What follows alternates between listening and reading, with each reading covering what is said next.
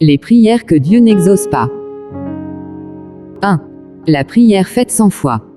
Or sans la foi il est impossible de lui être agréable, car il faut que celui qui s'approche de Dieu croie que Dieu existe, et qu'il est le rémunérateur de ceux qui le cherchent. Hébreux chapitre 11 verset 6. La foi, c'est la base de la vie chrétienne. La Bible dit que Dieu est esprit.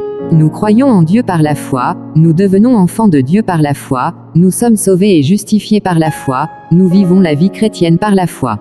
Si la relation avec Dieu commence par la foi, la continuité de cette relation s'entretient aussi par la foi. Donc, sans la foi, la prière n'a aucun soubassement car la prière elle-même est un acte de foi. 2.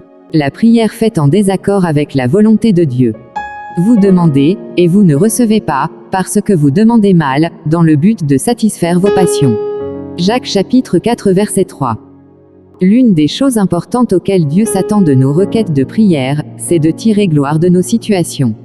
Prier en désaccord avec sa volonté, c'est comme si nous ignorons sa seigneurie et sa souveraineté alors que sa volonté est et reste toujours souveraine malgré nos différentes situations. La volonté de Dieu est toujours meilleure parce qu'il nous connaît plus que nous-mêmes et il maîtrise parfaitement notre avenir. Jérémie chapitre 22 versets 11 à 14. 3. La prière faite en désaccord avec la parole de Dieu. Dieu ne fera jamais ce qu'il n'a pas dit et ce qu'il n'a pas promis de faire. Sa parole est semblable à une constitution établie et révélée que nous devons méditer et connaître afin de nous en servir lorsque nous prions. Dieu se sent défié lorsque nous lui rappelons ses propres paroles et ses promesses, car, lorsqu'il sort une parole, il veille à ce qu'elle s'accomplisse pour prouver qu'il est différent des hommes qui promettent, mais ne réalisent pas.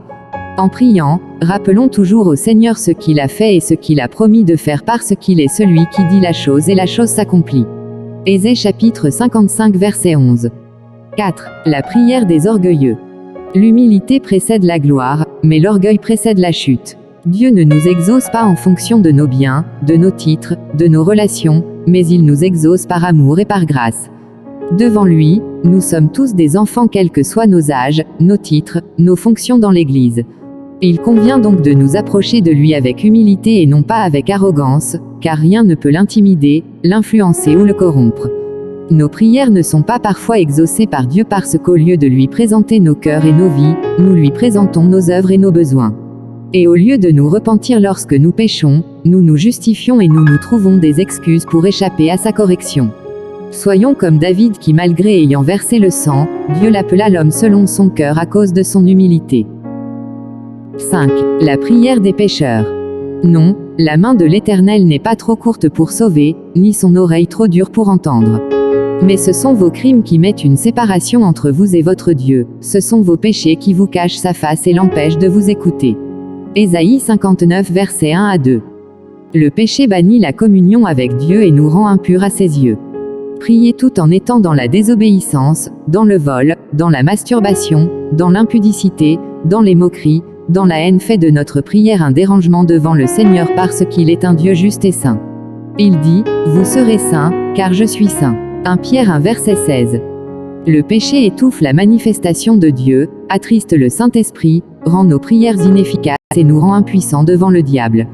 Nous savons que Dieu n'exauce point les pécheurs, mais, si quelqu'un l'honore et fait sa volonté, c'est celui-là qui l'exauce. Jean chapitre 9 verset 31.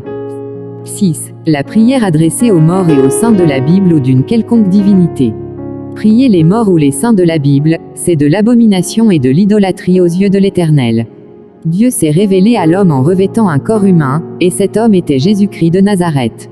La Bible dit, « Il n'y a de salut en aucun autre, car il n'y a sous le ciel aucun autre nom qui ait été donné parmi les hommes, par lequel nous devions être sauvés. » Actes chapitre 4 verset 2. Et Jésus a également approuvé cette vérité en disant, « Et tout ce que vous demanderez en mon nom, je le ferai, afin que le Père soit glorifié dans le Fils. » Jean 14 verset 13. Nous prions le Père au nom de son Fils Jésus-Christ, et non la mère de Jésus, ses frères ou ses disciples. Tous les saints de la Bible sont morts, seul Jésus est mort et est ressuscité le 3e jour pour notre salut. C'est pourquoi aussi Dieu l'a souverainement élevé, et lui a donné le nom qui est au-dessus de tout nom. Philippiens chapitre 2 verset 9. Veillons à ne pas faillir face à ces principes élémentaires de la prière qui nous empêchent quelquefois d'être exaucés par Dieu et d'obtenir auprès de lui ce que nous cherchons.